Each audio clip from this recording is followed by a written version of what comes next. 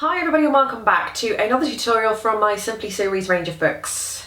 Today I'm going to be taking you through the Sand Jigger from my Simply Jigs and Reels, and I do hope you like it. If you want to know where I got this book from, there'll be a link coming up just now above my head, or there'll be a direct link directly underneath the video here where you can go and click on that.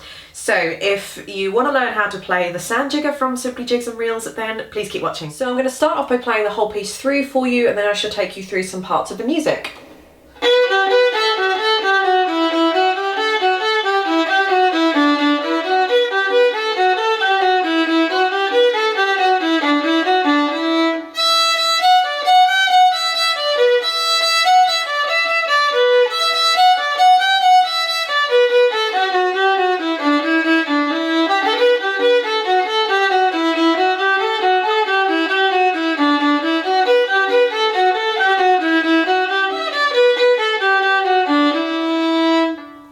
So that is the Sand Jigger.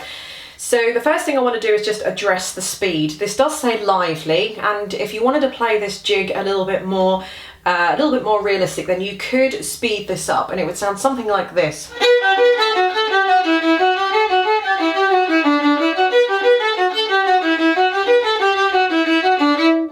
So it would sound a little bit more like that. If you want to get to that speed, then I would suggest some slow practice.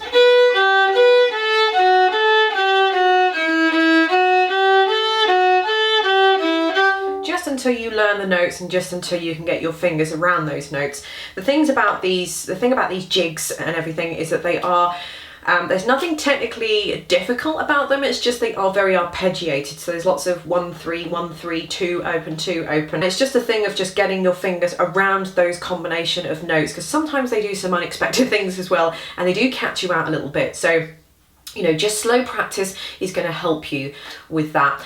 There isn't, when I was playing this through, there isn't anything that I think you guys are going to find complicated in there. The only thing I would probably advise you to do is that if it says to use a fourth finger, use the fourth finger. Try not to use an open string. You can use an open string, but the reason why I've told you to use a fourth finger, or why I've recommended you use a fourth finger in that particular instance, is just to make it a lot easier and make the music flow a little bit more, so you don't have to keep crossing strings. If you cross strings when you don't have to, then it does cause problems because you're using a lot more bow, so you can hit other strings, you get a lot more scratchiness, and it kind of can disrupt the flow because you're having to spend more effort trying to move over strings when you could just stay on the same string and just use the fourth finger. I know nobody likes using the fourth finger because it is a little bit of a stretch, but it is a lot easier to do in the long run. Take, for example, bar 3, which is sort of towards the end of the first line. You've got an A, an F sharp and an A, and the A's both have 4s above them.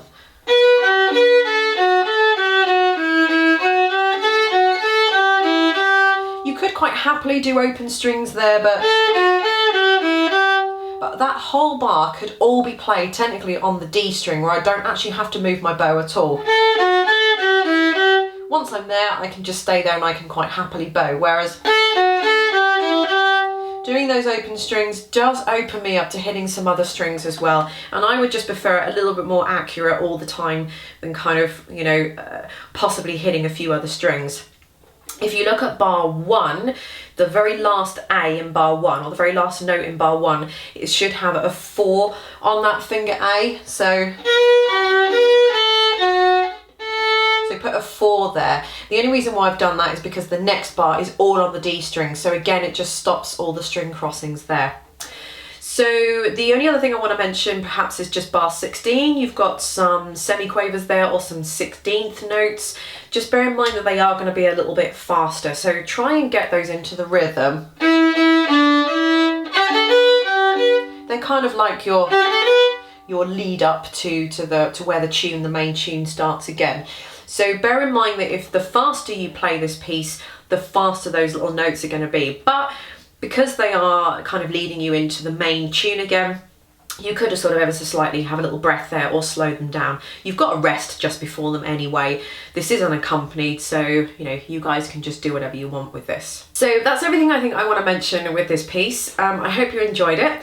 And don't forget to check out in the description bar underneath, there'll be a link to all the other book series and everything. I've got Simply Country, Simply Romantic, Simply Gypsy, lots of other things, and they've got 10 pieces in and all got videos and everything. So go under there and don't forget to check those out. Thank you for watching this video, and I'll see you in the next one.